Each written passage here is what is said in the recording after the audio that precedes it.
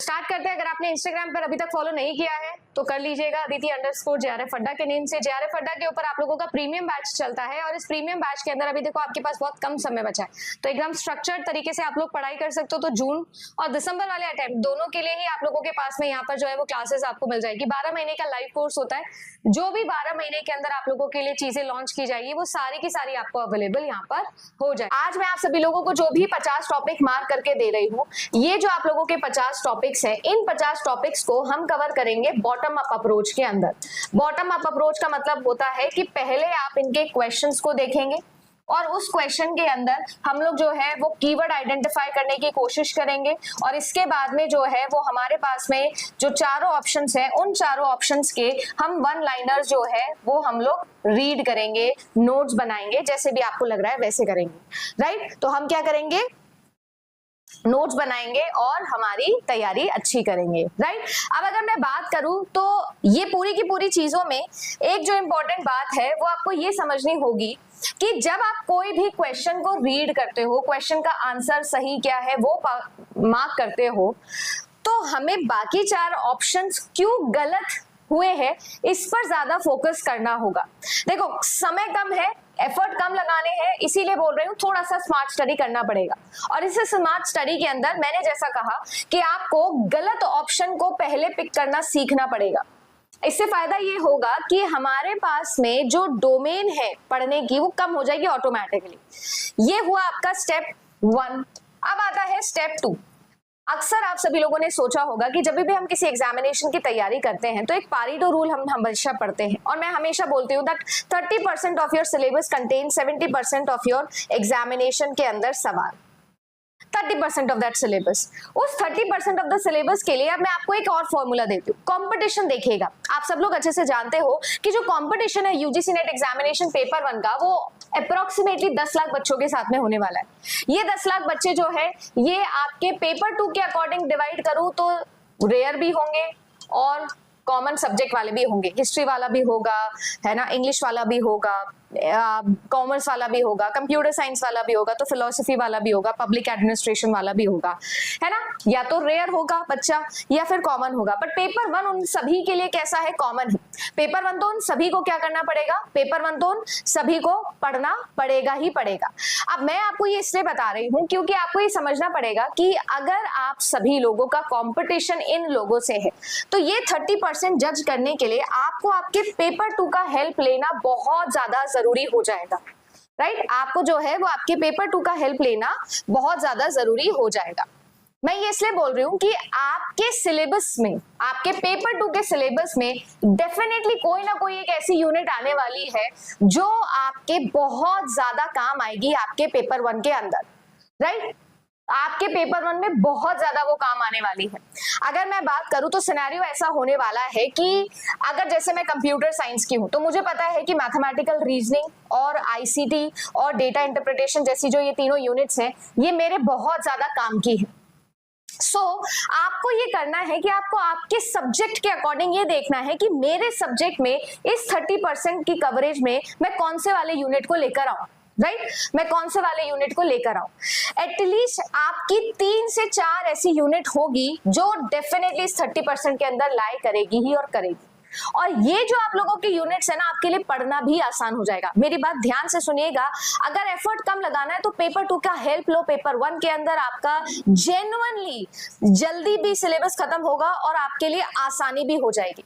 जो आपकी स्ट्रेंथ है उसे और ज्यादा बढ़ाओ और जो आपकी वीकनेस है उसको कवर करने की कोशिश करो। यही स्कीम चलानी है। मैं जानती हूँ कि आईसीटी जो है वो मेरे सब्जेक्ट के अंदर अच्छा पूछा जाएगा, तो मैं क्यों टाइम वेस्ट कर रही हूँ। मुझे आईसीटी, मैथमेटिकल रीजनिंग, डीआई जैसे पोर्शंस को कवर करना चाहिए है। अगर मैं इनको ही छोड़ के जा रही हूँ तो जाहिर सी बात है कि मेरे जो है वो पेपर 1 के अंदर नंबर कम होंगे ही होंगे। इसी तरीके से अगर मैं बात करूं तो मैंने हमेशा से आपको बोला है पेपर 1 और पेपर 2 का जो टारगेट होता है, मैंने आप लोगों के लिए एक वीडियो भी बनाया कल जिसमें मैंने आपको बताया कौन दिलाएगा जेआरएफ। राइट, उसमें मैंने आपको ये भी बताया कि आपको आपका टारगेट स्कोर सेट करना पड़ेगा। अगर मान लीजिए कि मेरा टारगेट स्कोर है 200 आउट ऑफ या 210 आउट ऑफ 300, तो आपको ये समझना पड़ेगा कि ये जो आप लोगों का स्कोर है ना, ये स्कोर लेकर आने में आपका पेपर 1 आपको बहुत ज्यादा हेल्प कर सकता है। और उस पेपर 1 के लिए ये यूनिट्स पर फोकस करना होगा। पहले तो आई होप ये 2 चीजें मैं आपको बहुत क्लियरली समझा पाई होंगी। अब मैं आती हूँ उन टॉपिक्स पर जो आपको टॉपिक्स कवर करने हैं। देखो मैं आप लोगों को सभी यूनिट्स के बताऊंगी। ये 100 डे का स्टडी प्लानर था जो मैंने बनाया था और इसी के अकॉर्डिंग जो है हमारे JRF अड्डा पे सभी बच्चे चल रहे हैं।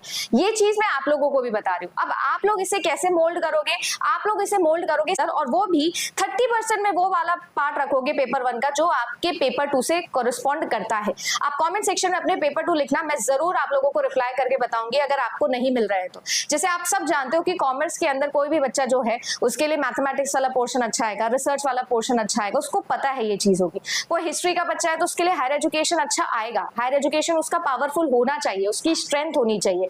ऐसे कोई भी आप लोग 2 यूनिट को हटा सकते हो बट 8 यूनिट आप बहुत अच्छे से कवर करके जा सकते हो। और 2 यूनिट को आप रैंडमली भी करके जाओगे तो भी आप लोगों के लिए काफी अच्छा हो जाएगा, क्योंकि आपको पता है कि सिलेक्शन चांसेस जो है वो बहुत ज्यादा मैटर करते हैं पेपर 1 पे।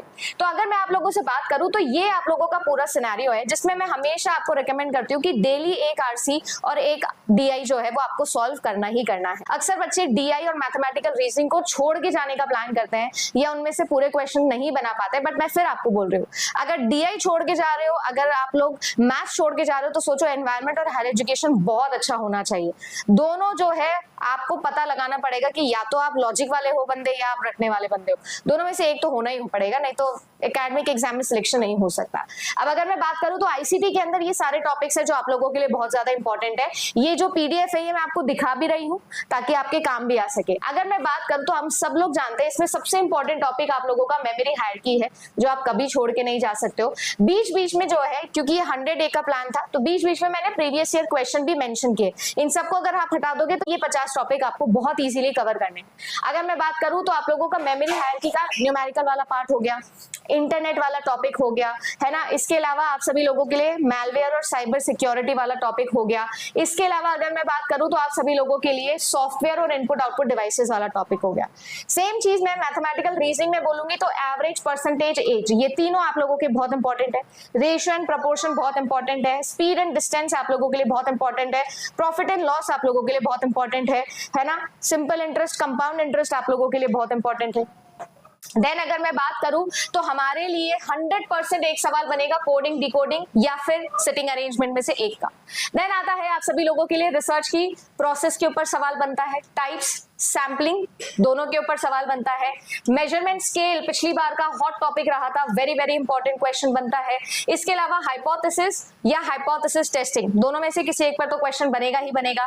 न्यूमेरिकल क्वेश्चन जो है वो रिसर्च के आपके बहुत ज्यादा बन रहे हैं। 16 तारीख को मैं न्यूमेरिकल क्वेश्चन की भी ट्रिक बताऊंगी, आप यूट्यूब पे सुबह 10 बजे आ जाना।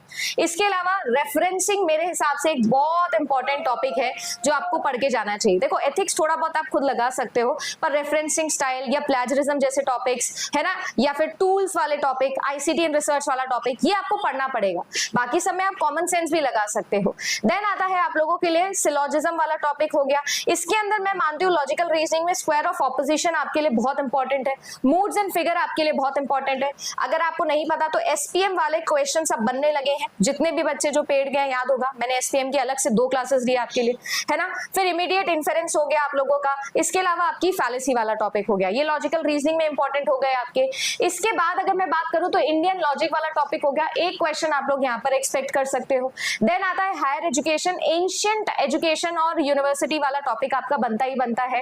इसके अलावा अगर मैं बात करूं तो आप लोगों की नेशनल एजुकेशन पॉलिसी, यहाँ पे बहुत इंपॉर्टेंट सवाल बनता है।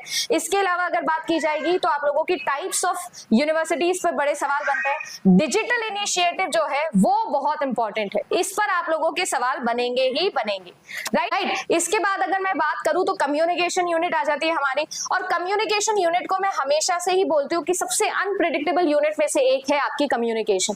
पिछली बार भी अगर आप लोग देखोगे तो मूवीज या मास मीडिया वाला जो टॉपिक है वो आपका कम्युनिकेशन से ही आया था। तो ये जो आप लोगों का मास मीडिया वाला टॉपिक है ये एक बहुत वेग टॉपिक है, बहुत बड़ा टॉपिक है।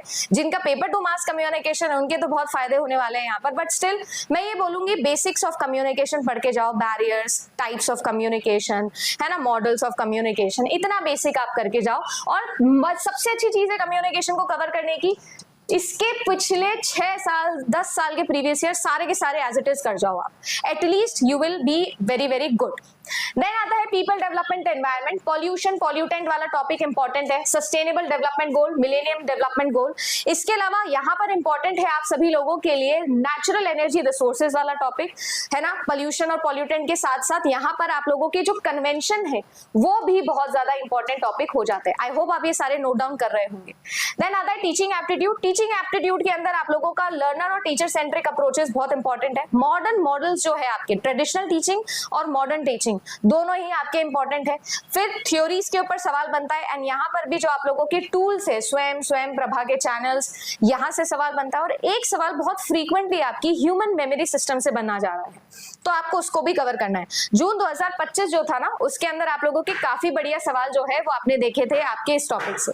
देन आता है आप सभी लोगों के लिए कि मैंने लास्ट का टाइम रखा था आपके मॉक टेस्ट के लिए, बट यस ये जो टॉपिक्स मैंने आप सभी लोगों को बताया ना, ये सब टॉपिक्स के अंदर आपके मेजर चीजें कवर हो जाएगी। तो आपकी 1 यूनिट, 2 यूनिट, 3 यूनिट, फिर आप लोगों की हो गई 4 यूनिट, 5 यूनिट, ठीक है, फिर आप लोगों की हो गई 6 यूनिट, 7 यूनिट, और फिर आरसी और डीआई को मिला के हो गई आपकी 8 और आपकी 10 यूनिट। इन सभी यूनिट्स को अगर आप लोग गौर से देखेंगे, थोड़ा सा समझेंगे, जो इंपॉर्टेंट टॉपिक्स मैंने आज आपको मार्क किए हैं, तो आप सबको ये समझ में आएगा कि मैं क्यों आपको ये स्टेप नंबर 2 करने बोल रही हूँ। आप सब लोगों को 2 चीजें करनी है, एक सारे के सारे प्रीवियस ईयर क्वेश्चंस, एंड आपको ये समझना पड़ेगा कि आपके 30% ऑफ द सिलेबस में आपका पेपर 2 का इन्फ्लुएंस करने वाला पेपर 1 के अंदर एटलीस्ट आपकी 3 ऐसी यूनिट होगी जो आपके काम आएगी। इन्हें आप अपना स्ट्रेंथ बनाओ। इसके बाद में आपका डीआई और आपका आरसी, ये आपका डेली का प्रैक्टिस करने लग जाओ। आप यकीन मानिए आपका सिलेक्शन गारंटीड है अगर एटलीस्ट इतना आपने किया है। अब सारे प्रीवियस ईयर क्वेश्चन एक जगह सिलेक्शन पैकेज में मैंने आपको करके दे दिए, you can go and buy it. ये जो प्रोडक्ट है ये आप सभी लोगों के लिए बहुत अच्छी सक्सेस रेट लेके आएगा, इसीलिए अभी लॉन्च किया है।